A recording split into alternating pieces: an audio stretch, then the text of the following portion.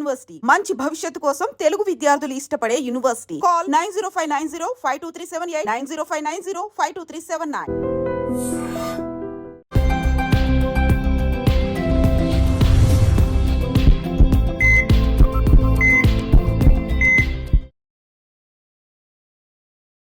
నమస్తే, welcome back to IT media. నేను మీ ఝాన్సీ. సో ఈరోజు మనతో ఒక స్పెషల్ గెస్ట్ ఉన్నారు. So the best pediatrician, senior pediatrician doctor Ravinder Reddy garu ఉన్నారు, and specialist in neonatology also. So సార్ని అడిగి కోవిడ్ మళ్ళీ వస్తుంది అంటున్నారు, అండ్ ఆల్సో పిల్లలకి ఇప్పుడు స్కూల్స్ ఇంకా ఒక 10 days ఆర్ 1 weekలో ఓపెన్ చేస్తారు. మరి పిల్లలు తీసుకోవాల్సిన జాగ్రత్తలు ఏంటి? కోవిడ్ అంటేనే మరి ఐసోలేషన్ కానీ, అంటే హ్యాండ్స్ పట్టుకున్నా వస్తుంది అంటారు. పిల్లల్ని మనం కంట్రోల్ చేయలేము. మరి వాళ్ళు ఎలాంటి జాగ్రత్తలు తీసుకోవాలో తెలుసుకుందాము. సో ప్రస్తుతం మనం మెడికవర్ హాస్పిటల్లో ఉన్నాము. సార్ని అడిగి ఒక క్లియర్ పిక్చర్ తెలుసుకునే ప్రయత్నం చేద్దాం. నమస్తే సార్. నమస్తే అండి. ఎలా ఉన్నారు సార్? బాగున్నాను, మీరు ఎలా ఉన్నారు? బాగున్నాను sir, thanks for asking. So పిల్లల్లో వచ్చే కోవిడ్ సాధారణంగా అప్పట్లో చెప్పింది ఏంటంటే చిన్నపిల్లలు కోవిడ్ రాదని, బట్ ఒకవేళ పిల్లల్లో కనుక ఈసారి కోవిడ్ వస్తే, ప్రభావితం చేస్తే పిల్లల మీద, వాళ్ళు ఎలాంటి జాగ్రత్తలు తీసుకోవాలి అంటారు? మొదలు థ్యాంక్ యూ అండి, ఇంత దూరం వచ్చినందుకు. మా Medicover women and child hospitals తరఫున మీ అందరికీ thank you. Our pleasure sir, thank you. And ప్రేక్షకులందరికీ గుడ్ ఆఫ్టర్నూన్. మంచి మంచి టాపిక్ మీద మీరు డిస్కషన్ పెడదామన్నారు. That's nice thing. Covid correct, మళ్ళీ మనకు కోవిడ్ వస్తున్నది. ఇంతకుముందు మనము చూసుకుంటే కోవిడ్ సీజన్లో చూసుకుంటే పిల్లలకు ఎక్కువ ప్రభావితం కాలేదు. అది మనం సేఫ్. మనం 100 cases మనం కోవిడ్ చూస్తే దాంట్లో 2-3 పిల్లలు ఉండేవాళ్ళు. సో పిల్లలకు చాలా తక్కువ ఉండే ఇన్ఫెక్షన్. ఇప్పుడు కూడా అలాగనే ఉందని అనుకుందాం. ఇప్పుడు కరెంట్గా మనం చూస్తే అరౌండ్ 4,000+ cases ఉన్నాయి ఇండియాలో. టోటల్ యాక్టివ్ 4,000+ cases ఉన్నాయి.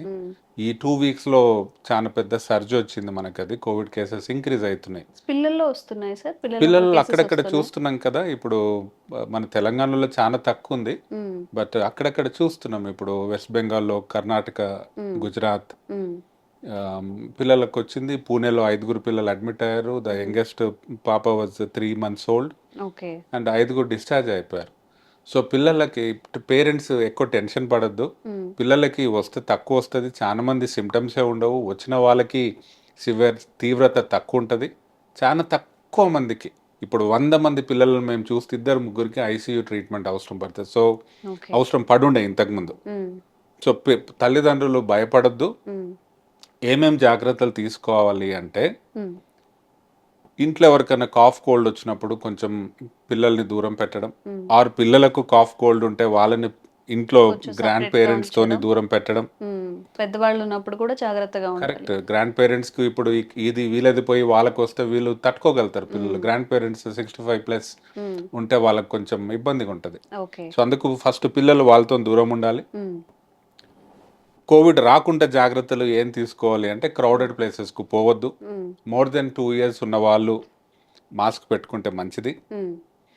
And hand washing or sanitization, and 6 feet distance. ఇవి కోవిడ్ అప్రోప్రియేట్ బిహేవియర్ అంటాము. ఏదేది 6 feet డిస్టెన్స్ మెయింటైన్ చేయడం, hand washing or hand sanitization, and mask ధరించడం.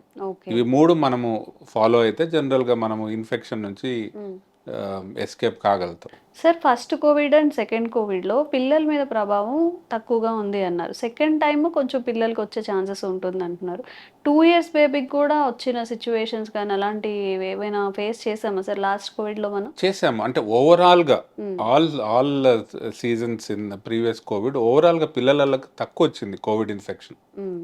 So first Covid, second Covid అని కాకుండా ఓవరాల్గా మనకు పిల్లలకి ఇన్సిడెన్స్ తక్కువ ఉండే.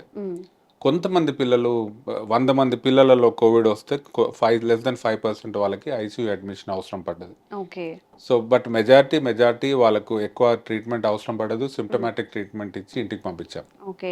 మరి వాళ్ళకి ఫుడ్ ఎలా? జనరల్ గానే కొంచెం సిక్ అవుతూ ఉంటారు, వీక్ గా ఉంటారు, కాస్త ఇమ్యూనిటీ డల్ గా ఉన్నప్పుడు ఫుడ్ హ్యాబిట్స్ అనేవి ఎలా ఉండాలి పిల్లల్లో?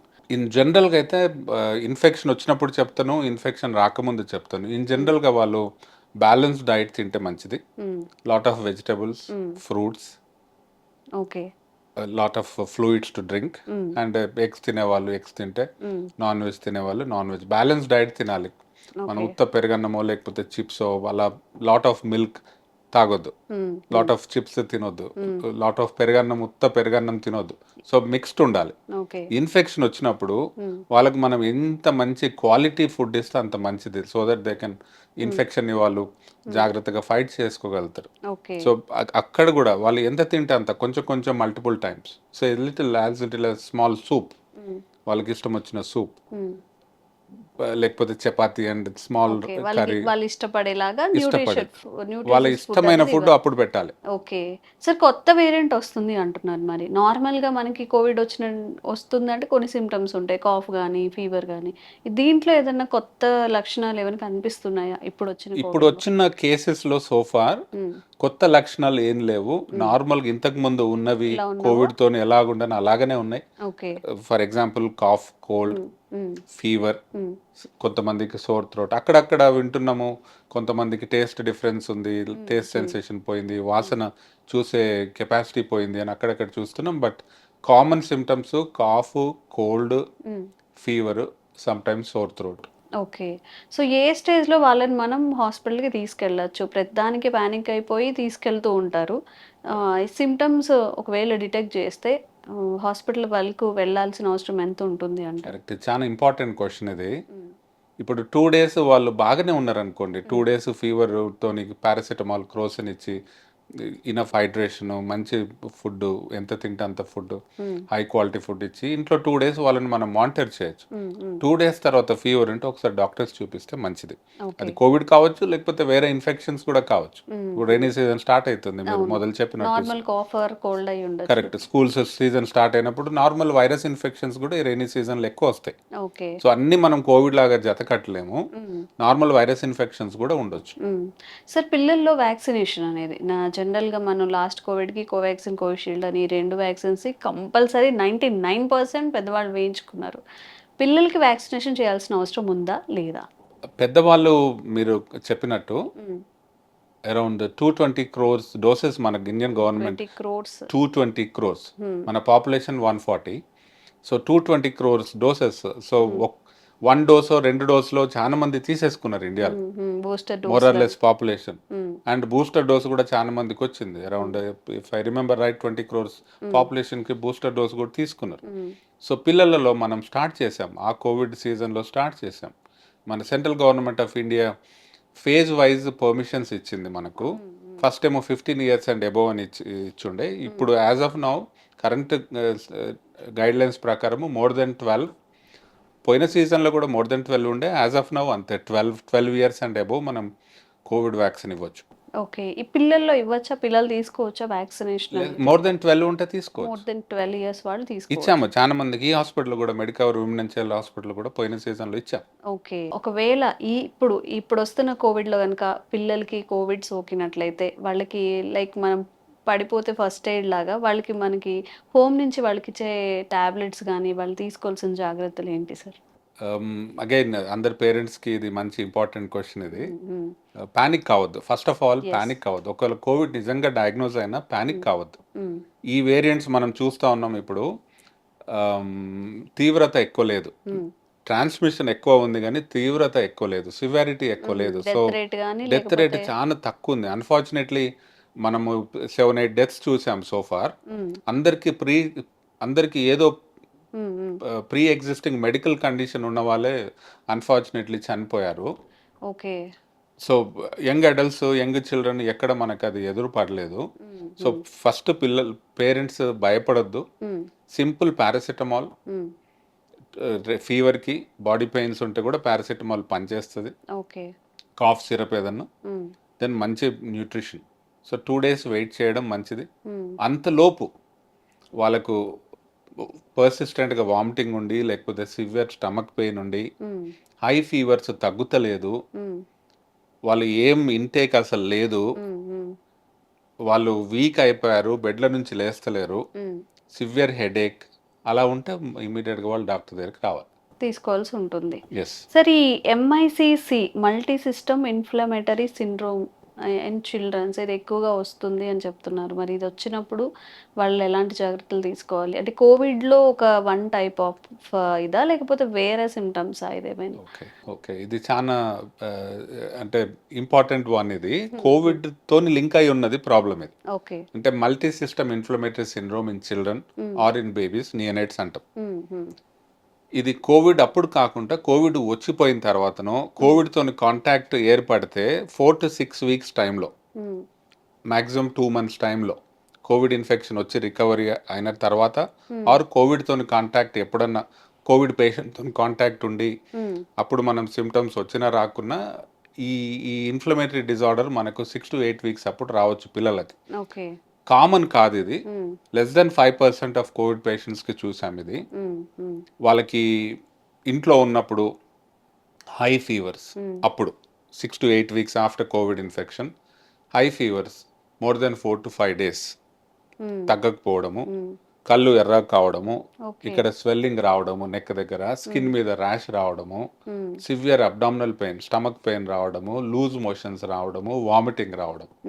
ఇది ఏది ఉన్నా సిమ్టమ్స్‌లో ఇది ఏది ఉన్నా హాస్పిటల్కి పోయి డాక్టర్కు చూపించుకుంటే మంచిది. అప్పుడు అలాగనే వచ్చారు పేరెంట్స్, చూసాము చాలా మంది ట్రీట్ చేసాము.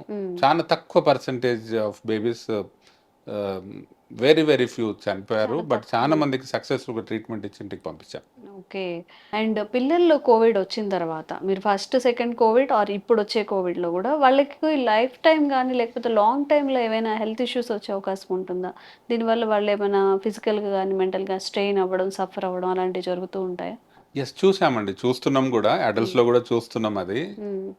అడల్ట్స్‌లో ఆఫ్ కోర్స్ చాలా ఎఫెక్ట్ అవుతోంది కోవిడ్ తర్వాత హెల్త్ పిల్లలు ఇష్యూస్. కూడా చూస్తున్నాము. ఇప్పుడు లాంగ్ స్టాండింగ్ హెడేక్ రావడము, లేకపోతే ఈజీగా టైర్డ్ కావడము పిల్లలు, ఆర్ కొంచెం దూరం నడిస్తే దమ్ము రావడం, అక్కడక్కడ ఎదురు పడుతున్నారు. ఇది లాంగ్ ఇల్నెస్ ఆఫ్ కోవిడ్ అంటారు. ఇది చూస్తున్నాం అక్కడక్కడ పిల్లలలో కూడా. ఓకే. సో దీన్ని ఎట్లా ఓవర్కమ్ చేయాలి సార్ మనం? మరి దీనికి ఏంటిది, ఎలాంటి చర్యలు తీసుకోవాలి? స్పెసిఫిక్ ట్రీట్మెంట్ నాకు తెలిసి అయితే ఏం లేదండి. Maybe with time everything will settle. వాళ్ళ రెసిస్టెన్స్ ని బూస్ట్ చేసుకోవాలంటారు. మంచి బ్యాలెన్స్ డైట్ తిని they should do some physical activity. Okay. రెగ్యులర్గా ఫిజికల్ యాక్టివిటీ చేసి బ్యాలెన్స్ డైట్ తింటే probably they will get better. So ఓవరాల్గా మన 2 తెలుగు రాష్ట్రాల్లో తల్లిదండ్రులందరికీ కూడా మీరు ఏం సజెస్ట్ చేస్తారు వాళ్ళ పిల్లల ఆరోగ్యం గురించి, కోవిడ్ సిచ్యువేషన్ గురించి? ఓకే, కోవిడ్ గురించి భయపడకండి. కోవిడ్ ఒకవేళ వచ్చినా టెన్షన్ పడకండి, బికాజ్ సివియారిటీ అంత లేదు.